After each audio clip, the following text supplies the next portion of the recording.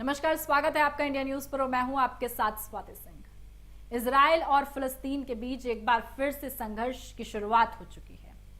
फिलिस्तीन समर्थक और गाजा पट्टी पर शासन चलाने वाले हमास ने इजराइल को शनिवार यानी कि 7 अक्टूबर को मिसाइल से हमला किया। जवाबी कार्रवाई में इजराइल ने भी हमास के ठिकानों पर बमबारी कर दी। शनिवार से ही गाजा के अलग अलग हिस्सों में बमबारी जारी है। इस हमले में अब तक इजराइल और फिलिस्तीन दोनों के ही सैकड़ों नागरिक मारे गए हैं।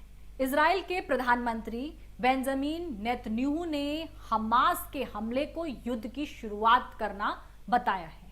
हमास के जरिए इजराइल पर हाल में सालों में किया गया ये सबसे बड़ा हमला है। इस साल की शुरुआत से ही फिलिस्तीनी लोग इजराइल के खिलाफ आवाज उठा रहे थे। ऊपर से अब हमास ने भी हमला कर दिया है। ऐसे में एक बार फिर से इंतिफादा की बात हो रही है। ऐसे में इंतिफादा क्या है और क्या अब लोग कह रहे हैं कि तीसरे इंतिफादा की शुरुआत हो गई है। क्या है इंतिफादा? आपको बता दें इंतिफादा क्या होता है। इंतिफादा का मतलब आमतौर पर लोग बगावत या विद्रोह के तौर पर निकाल लेते हैं, लेकिन अरबी भाषा में इसका मतलब उथल पुथल या किसी से छुटकारा पाना होता है। इजराइल और फिलिस्तीन के लोगों के बीच जब भी संघर्ष होता है तो इस शब्द का इस्तेमाल सबसे ज्यादा होता है। आसान भाषा में कहें तो इंतिफादा का मतलब इजराइल के खिलाफ एक संगठित विद्रोह से है, जिसे फिलिस्तीनी लोगों का समर्थन मिल रहा है। अब तक कितने इंतिफादा हुए और क्यों? इंतिफादा शब्द सबसे पहले 1987 में पॉपुलर हुआ था। उस वक्त फिलिस्तीनी लोगों ने वेस्ट बैंक और गाजा पट्टी में इजराइल की मौजूदगी के खिलाफ आवाज उठाई थी। पहले इंतिफादा की शुरुआत 1987 में हुई, जो 6 साल तक चली और 1993 में जाकर खत्म हुई। 4 फिलिस्तीनी मजदूरों की मौत की वजह से शुरू हुआ पहला इंतिफादा बेहद ही खतरनाक था। इस दौरान इजरायली सैनिकों के खिलाफ दंगे भड़क उठे। इजराइल ने फिलिस्तीनी लोगों की आवाज को कुचलने की कोशिश कर दी।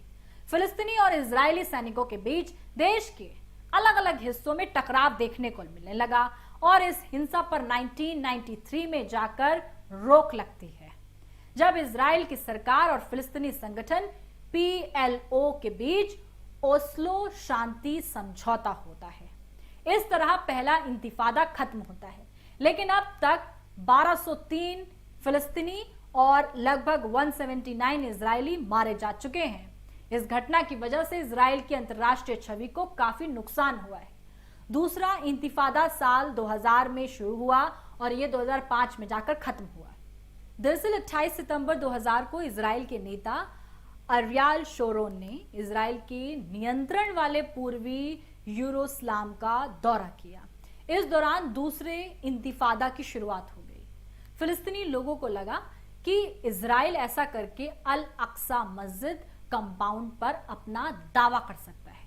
कुछ महीनों के भीतर ही रोशोन देश के प्रधानमंत्री बन गए और हमास इससे नाराज हुआ और उसने हमले की शुरुआत कर दी।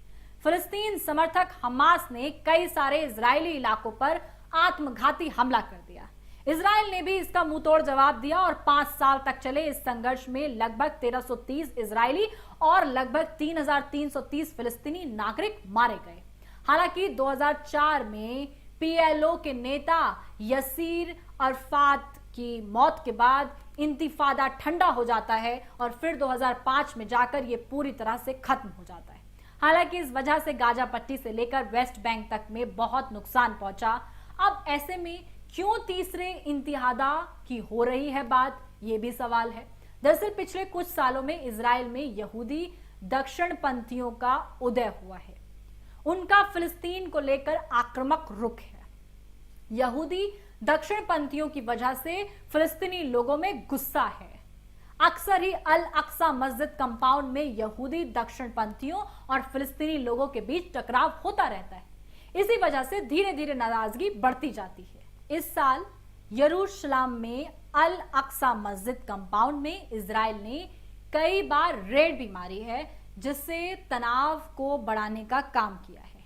हमास लगातार चेतावनी दे रहा था कि इजराइल अल-अक्सा मस्जिद कंपाउंड में अपनी कार्रवाई बंद करे।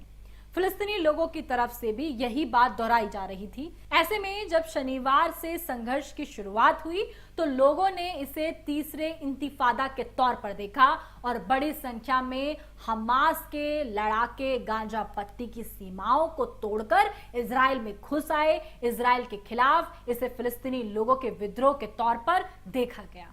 ऐसे में आगे क्या कुछ इसमें होता है, तमाम अपडेट के लिए हमारे साथ बने रहें, देखते रहें इंडिया न्यूज़। धन्यवाद।